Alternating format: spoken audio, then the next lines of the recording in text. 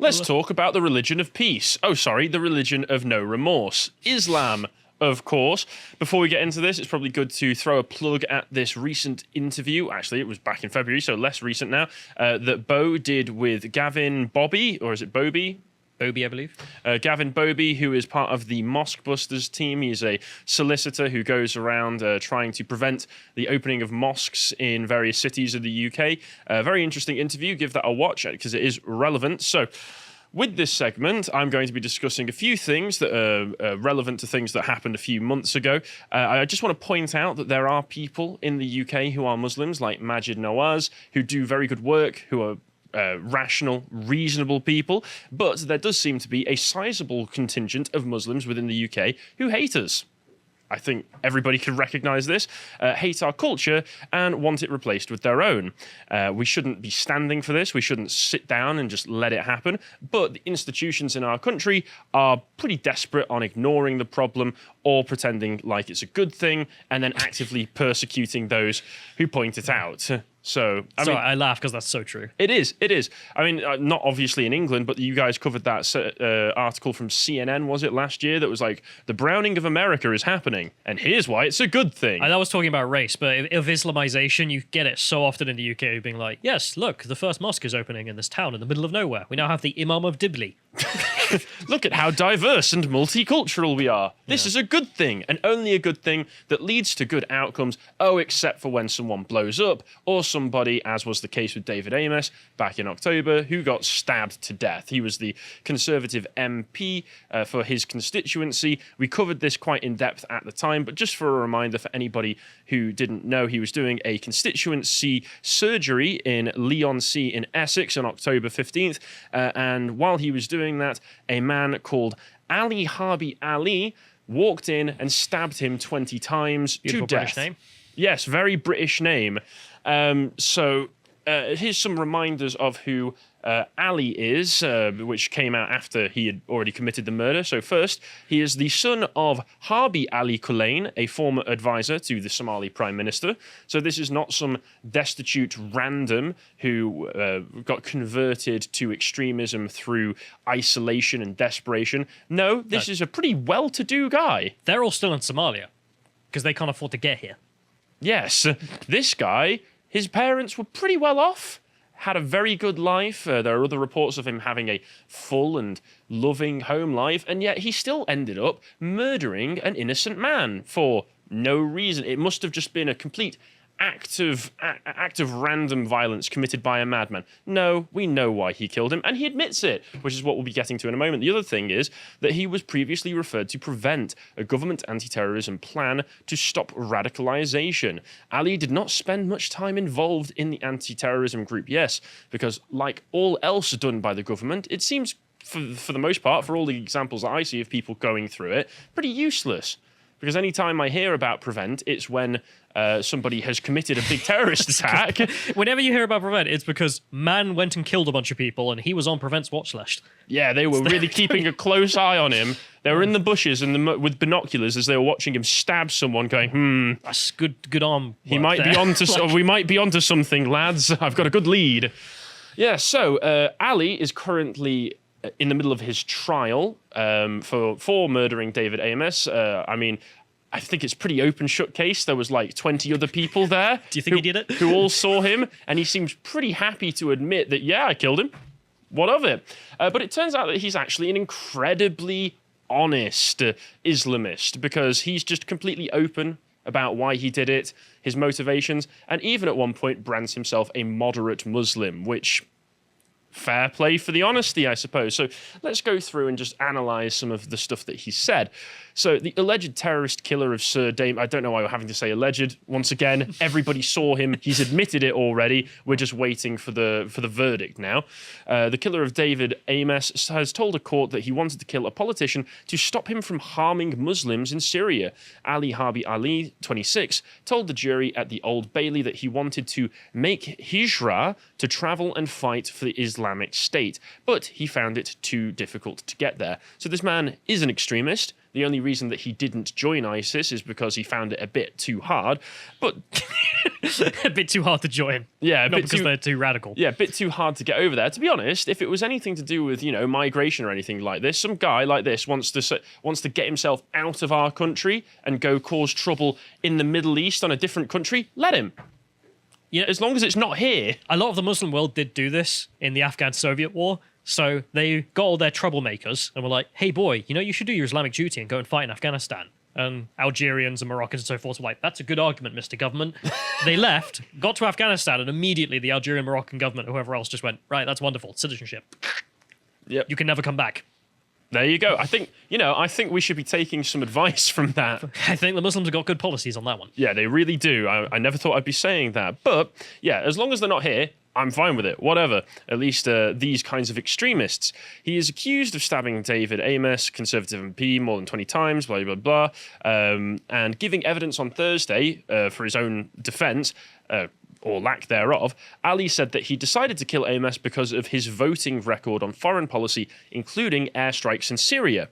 I decided to do it because I felt that if I could kill someone who made decisions to kill Muslims, it could prevent further harm to those Muslims, Ali said. He voted previously in Parliament, not just him. I decided if I couldn't make Hijra, then if I couldn't help the Muslims in Syria, I would do something here. So he considers himself a warrior, fighting a war. International Islamist. Also notable, yes, international Islamist. He does not consider himself a constituent of England or Britain. He does not consider himself on our side, despite being raised here and living here for a very long time. He considers himself part of the international Muslim community. He does not see himself as anything to do with us.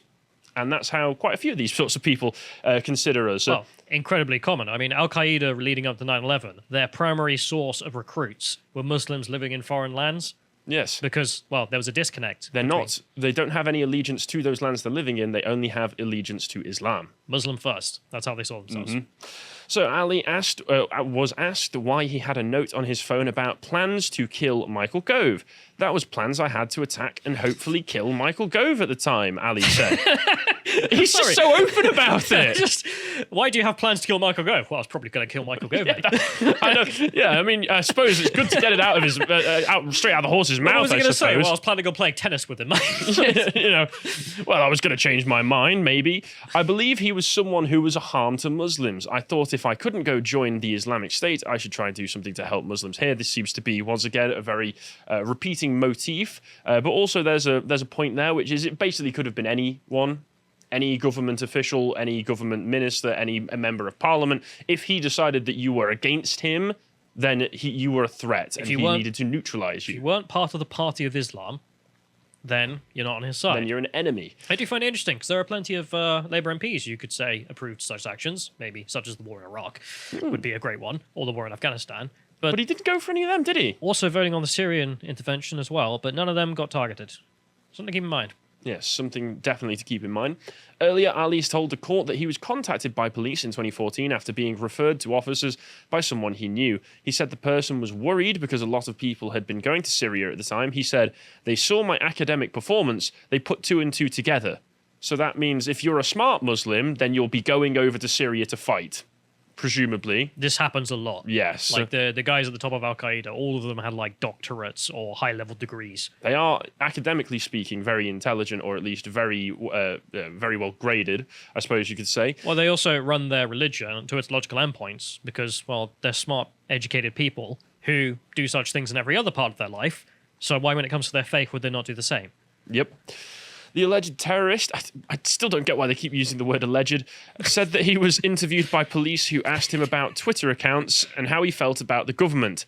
I would just nod, say yes, and they'll leave you alone afterwards, and they did, he said. He told the jury that he was supposed to have 2 meetings, but the police were happy with the first one. This is how useless our institutions that are designed specifically to combat terrorism are at actually combating terrorism. These guys, they know all the motions that they need to do. You just nod along, you say, yes, officer, and they'll let you go. No questions asked.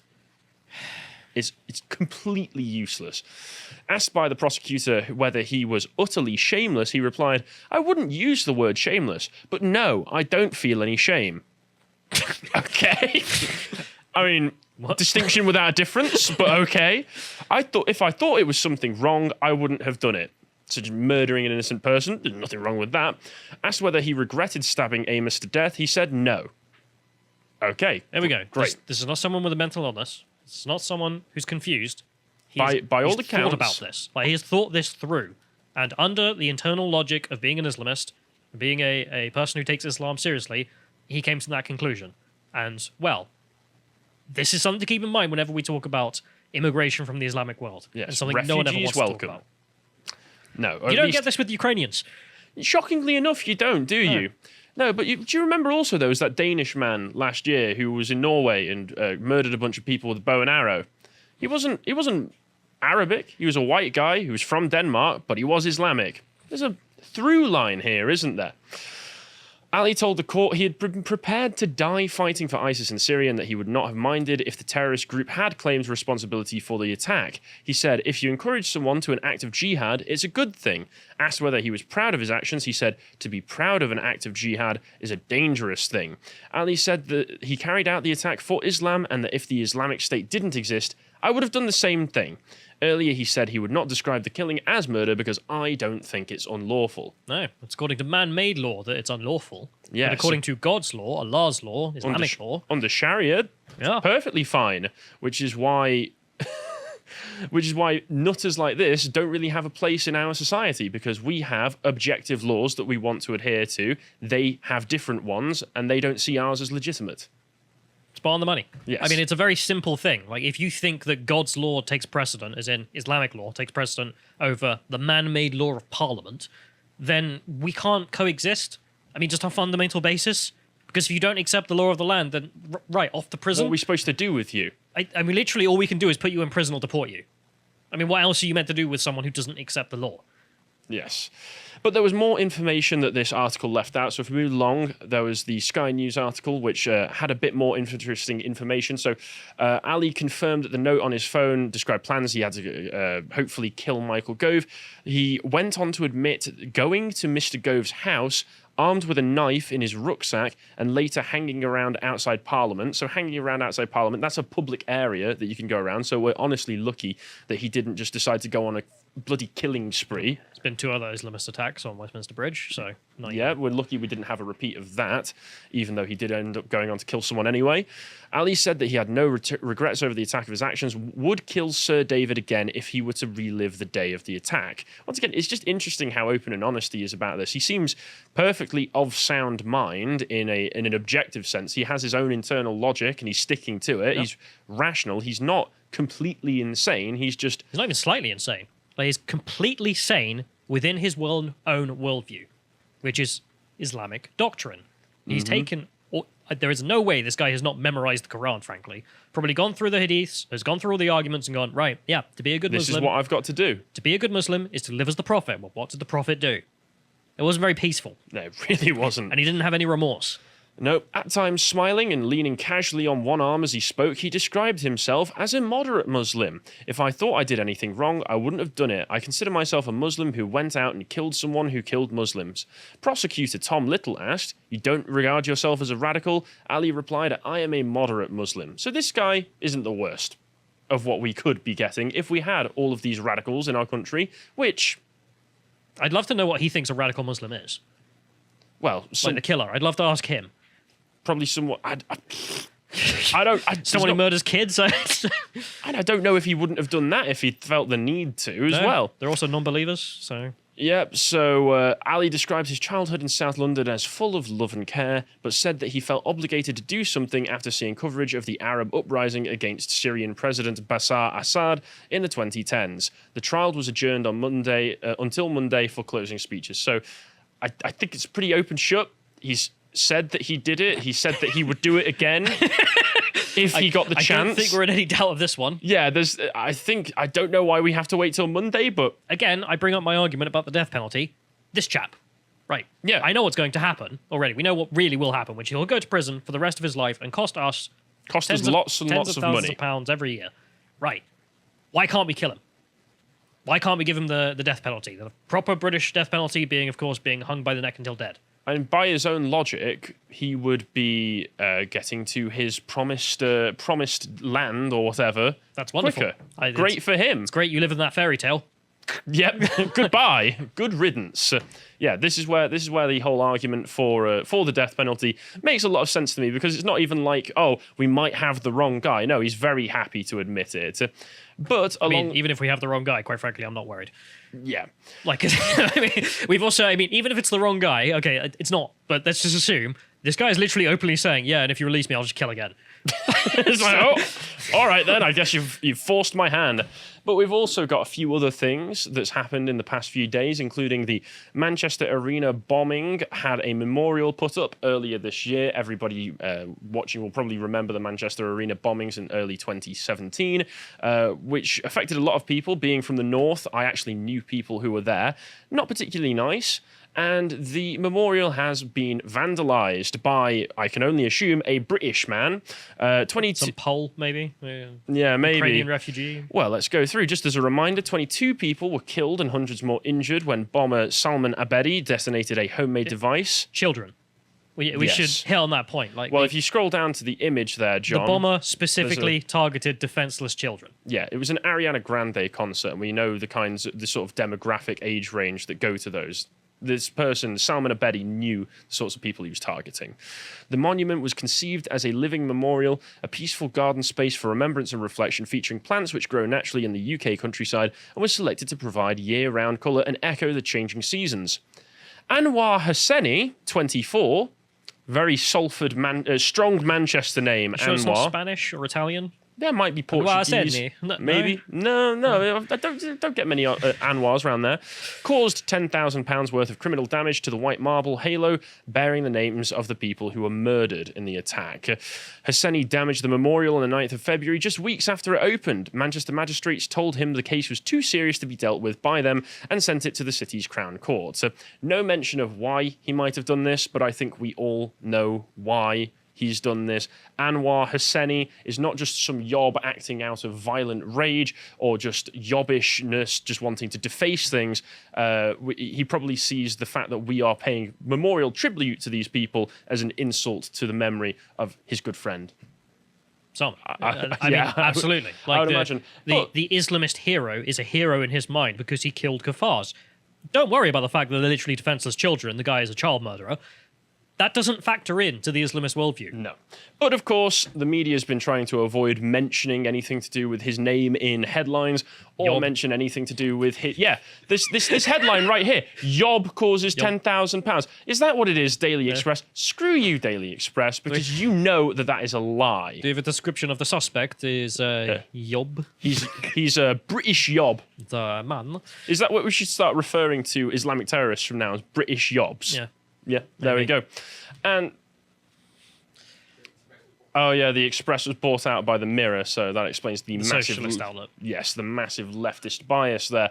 And just as a reminder that the majority of British Muslims that we have come from Pakistan, here's a nice story that came out of Pakistan a few days ago, where 3 women were killed three women killed teacher after 13-year-old dreamt of her blasphemy. Pakistan Tuesday saw yet another killing over alleged allegations of blasphemy, this time of a 21-year-old female teacher in Dera Ismaili Khan. But what is rare about this murder is that all accused are females, and they allegedly committed the crime based on the dream of a 13-year-old. It makes as much sense as anything else in Pakistan. Yeah, there we go. There's a reason I'm very much on the Pakistan Talenta Est bandwagon. Yep, she was murdered by female colleagues and 2 students outside the school over difference of opinion on religious issues, according to the police. What do you mean different? It's a dream.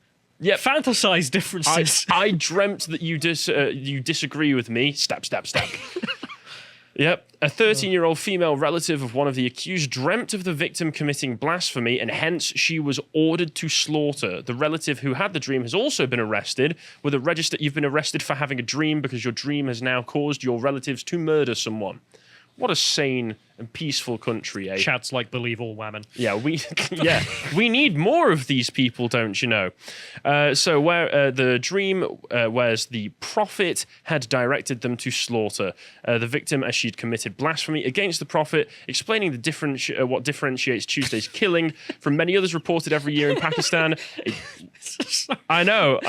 A journalist said Pakistani women jumping on the blasphemy wagon and or endorsing religiously motivated lynch mobs is not unprecedented. But women committing murder themselves using Islam as an excuse is new. This is not an excuse. No, look, they're all following your own canon. All right. I mean, Yes. there is a reason I joke. Well, not joke about Pakistan to letter S. We should have no relations with Pakistan, even diplomatic. In my Absolutely. opinion. When you hear Because, about I mean, this look sort of at the place. this is barbarous. I mean, like, we're all living our lives. We're all down the pub having a pint, and meanwhile, that's going on. Like, people are killing each other over dreams they had. I would much rather keep it over there than import it over here. I love the chat. It's just like, the police are interrogating her. What's your source? Trust me, bro. It came to me in a dream. Yeah. Literally. So from 1980 to 82, several clauses were incorporated into the blasphemy law, including one wherein blasphemy against the Prophet Muhammad led to a penalty of death or imprisonment for life. A member of the Pakistani People's Party had introduced a private bill in 2010 to amend the blasphemy law. The bill sought to revise procedures of religious offences, and it went on to a higher parliamentary committee. It was later withdrawn in 2011 after pressure from religious forces. Yeah. We know what they were. They're in our country now, and these religious forces are happy to terrorize us for engaging in our own national interests. We should not be importing this. We should not be bringing it over. The people that are attempting to prevent always end up going and committing some atrocity. We need to get this out. If you appreciated that segment from the podcast The Lotus Eaters, you can go to lotuseaters.com to get access to all the premium content we have on the site, such as the premium hangouts we sometimes do, this one on how Britain has changed between me and Carl. And if you want to follow what else I'm putting out, you can follow me on Getter at Callum on Getter. Thank you and goodbye.